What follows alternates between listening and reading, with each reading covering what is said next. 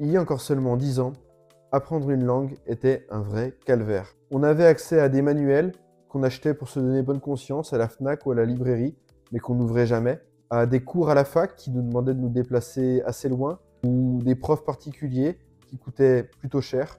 Les apps de langue comme Duolingo ou Babel n'étaient pas encore démocratisées et on n'était pas aussi connecté qu'aujourd'hui. Mais à l'heure où j'enregistre cette vidéo, c'est différent. Les cartes sont rebattues et ça n'a jamais été aussi facile d'apprendre l'anglais, l'espagnol, l'allemand ou même des langues plus difficiles comme le chinois ou le japonais. Et c'est pour ça qu'en 2024, je me suis lancé un défi. Apprendre une langue en partant de zéro en seulement 100 jours. Et après avoir pesé le pour et le contre, c'est apparu comme une évidence. Le meilleur choix, c'était l'allemand. Donc dans cette vidéo, je vais vous donner 3 raisons d'apprendre l'allemand en 2024. C'est parti! La première raison, c'est que l'allemand est une excellente langue pour voyager. L'allemand, c'est la langue maternelle numéro 1 en Europe. Il y a 120 millions de personnes qui la parlent, donc c'est absolument énorme. Évidemment, elle est parlée en Allemagne, mais aussi en Autriche, dans la plus grande partie de la Suisse. Et il y a énormément de minorités germanophones dans des pays comme la République tchèque, la Roumanie, la Pologne, et peut-être que vous l'ignorez, mais c'est également le cas du nord de l'Italie, dans les régions du Trentin au Adige et du Sud-Tyrol. Donc c'est pas mal, par exemple, si vous voulez sortir un peu des sentiers battus. Ce qui est bien avec l'allemand, c'est qu'en fait, vous débloquez un sacré terrain de jeu.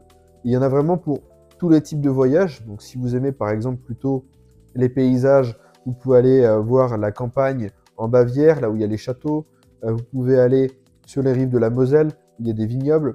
Vous pouvez aller voir les forêts en Autriche, les Alpes en Suisse. Si vous êtes plutôt du genre à faire la fête, où il y a des villes comme Berlin, bon moi c'est pas trop mon truc, mais admettons, chacun ses goûts, comme Hambourg ou Munich aussi qui sont assez dynamiques, ou alors il y a le fameux Oktoberfest.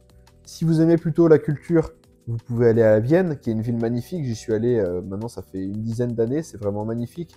Vous pouvez aller à Zurich ou à Berne, vous pouvez aller toujours à Berlin, là où il y a des musées, visiter les fameux châteaux dont j'ai parlé juste avant en Bavière, donc il y en a vraiment pour tout le monde. Et en plus, depuis la France, c'est quand même très accessible, que ce soit en voiture, en train ou en avion.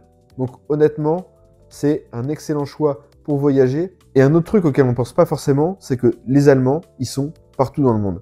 C'est un peuple qui voyage beaucoup, et je ne sais pas si vous avez déjà remarqué, mais que ce soit par exemple en Amérique latine, en Asie du Sud-Est ou en Europe de l'Est, vous allez croiser des Allemands absolument partout. Donc si vous voulez pratiquer votre allemand, eh ben, vous pouvez le faire aussi en dehors des pays germanophones, même chez vous peut-être si vous habitez dans une région un peu touristique, en France ou ailleurs. La deuxième raison d'apprendre l'allemand, c'est que c'est une langue d'avenir. Pour rappel, l'Allemagne est la première puissance économique en Europe, mais c'est aussi le premier partenaire économique français.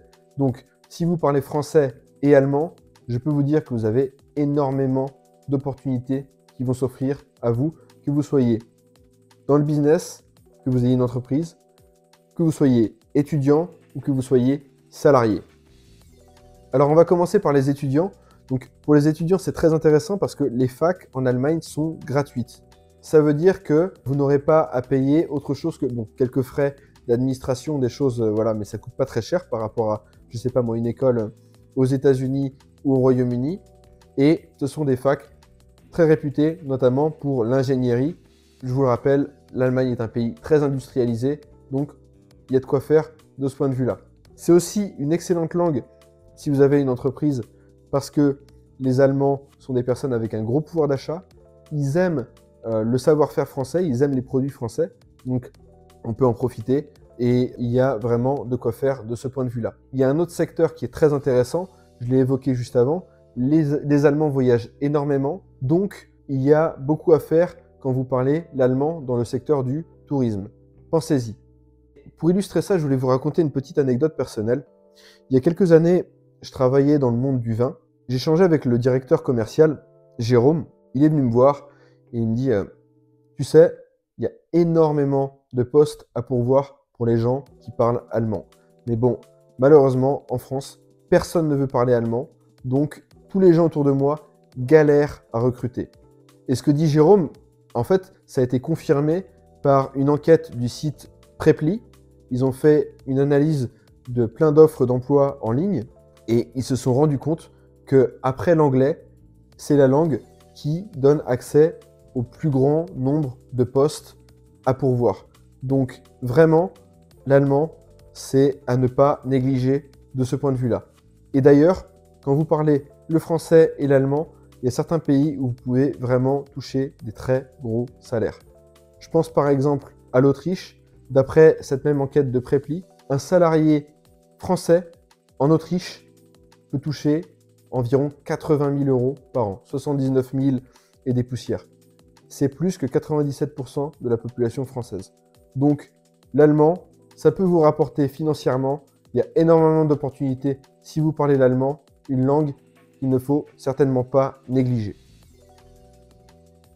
La troisième et dernière raison que je vais évoquer dans cette vidéo, il y en a plein, mais celle-ci je la trouve particulièrement intéressante aujourd'hui en 2024, c'est que pour moi, apprendre l'allemand, c'est le challenge parfait. C'est la dose de difficulté parfaite pour apprendre une langue aujourd'hui, en 2024, et je vais vous expliquer pourquoi.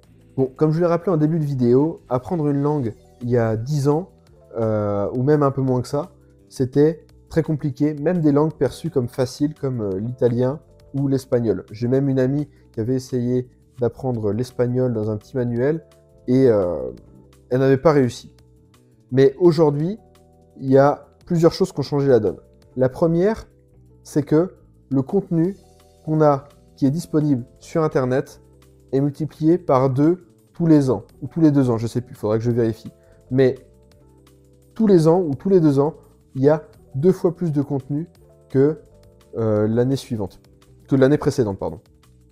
Donc ça veut dire qu'on a des ressources écrites et vidéos sur absolument tout et n'importe quoi dans n'importe quelle langue. On a vraiment accès à tout type de choses. Donc, par exemple, si vous voulez apprendre l'allemand en vous renseignant sur la botanique, sur la musique, sur, j'en sais rien, moi, peu importe votre passion, vous pouvez cumuler les deux. Aujourd'hui, il y a des chaînes de niche dans absolument toutes les langues. Donc, premièrement, cet accès aux ressources. Deuxièmement, l'accès aux outils. Donc, il y a évidemment les applications de langue, mais il y a tout un tas d'applications pour s'améliorer très spécifiquement sur le vocabulaire, la prononciation. Ça s'est vraiment démocratisé, tous ces outils, et ça fait vraiment une énorme différence.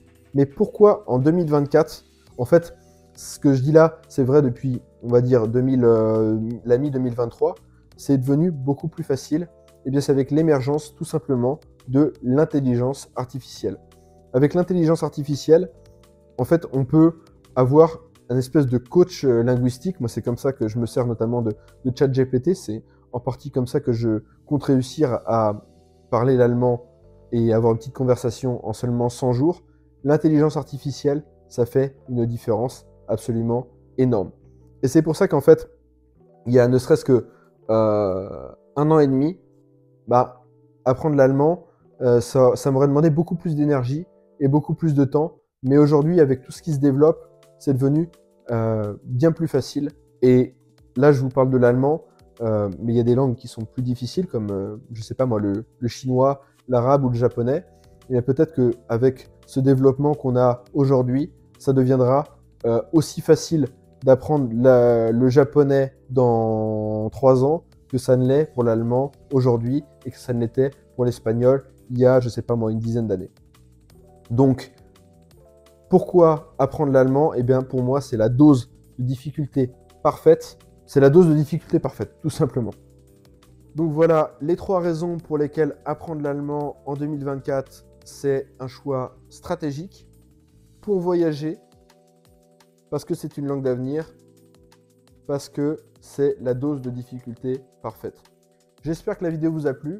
N'hésitez pas à mettre des commentaires, à me dire les sujets que vous aimeriez voir à l'avenir. Là, je débute tout juste, donc dites-moi un peu ce qui vous intéresse. Et surtout, n'hésitez pas à vous abonner pour suivre mon challenge. Je publie la première vidéo à la fin de la semaine. Donc vous allez voir mes premiers progrès. Là, ça va faire 5 jours que j'ai commencé. Et je ne suis pas encore bilingue, mais on avance. Donc, merci pour votre écoute. et à la prochaine. Salut!